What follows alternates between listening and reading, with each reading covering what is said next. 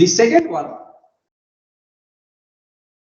the second form of representation of discrete signal is the functional representation.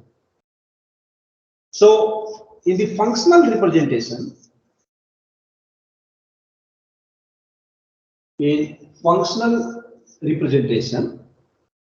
the amplitude of the signal is written against the value of n. So this will be represented is something like x of n. This is equal to, let it be -3 for n equal to 2, 2 for n equal to -1, 0 for n equal to 0, 3 for n equal to 1.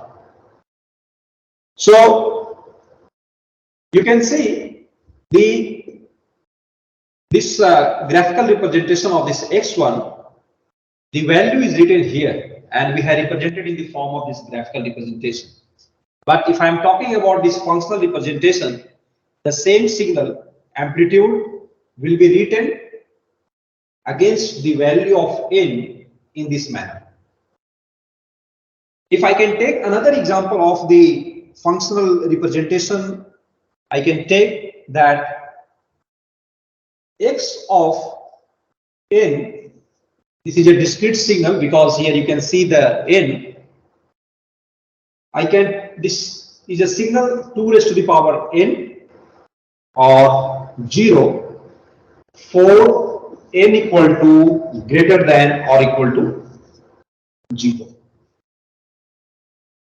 And this x of n equal to 0 whenever the value of n is less than 0. So here the difference between this functional representation and the graphical representation is only that all the value of n is written here, but in the functional representation it is specifically specified in this manner. So this way you can represent a discrete signal in the form of functional representation.